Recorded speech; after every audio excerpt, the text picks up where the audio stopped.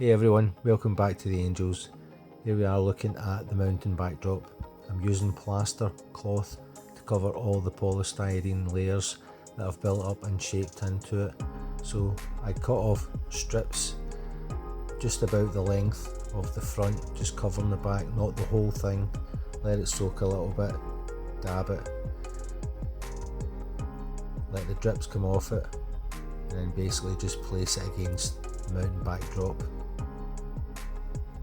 Try to overlap with the other one, and then wetting my fingers every now and then.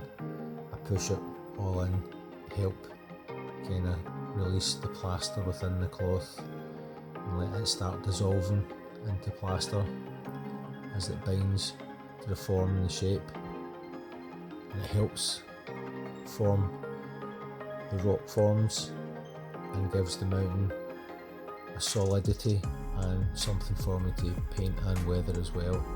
But I will be plastering it again after I finish using the plaster cloth.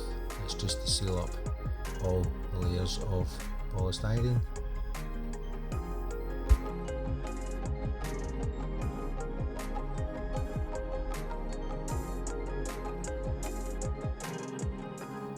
So now I've covered it all with the plaster cloth. It's starting to harden.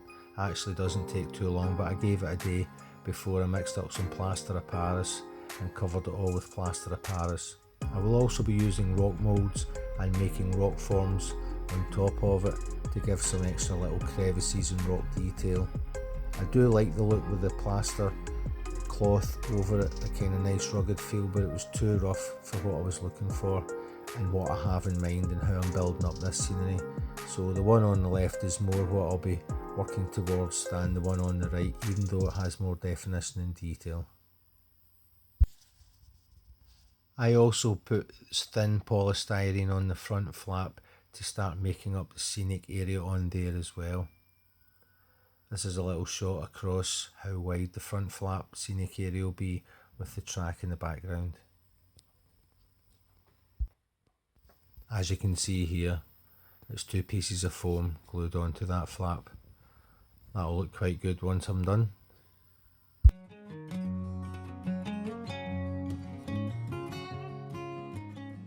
So for the tunnel mouths on either side of the layout, I've decided on the right hand side I'm going with a timber tunnel portal. On the other side will be a concrete one. But for this one I used what I had available, and basically I had some square tube evergreen, which was 3.2 by 3.2, so I thought that looked strong enough to make the timber frame, which you can see here fits quite well in the mouth. And then I used some strip wood that I had, which is 3mm by 1.5mm, and I made up wing walls as well to surround either side of it. So with the styrene and the wood, I think you'll agree that the timber tunnel mouth looks quite good. And prototypically I had the support beams on the front as well. For the inside, I felt as though I needed to see some timber as well, and it'll only be on the right hand side. So using coffee sticks, I created a timber wall inside the tunnel. I'm very happy with how this looks, and I will be weathering and painting this and giving it some extra detail and making it look the part, as well as filling out the rock work and the frame round about the mouth of the tunnel to accommodate the portal. In test fitting it to the layout, I ran some rolling stock through the tunnel mouth to make sure that it cleared the walls prior to fitting it.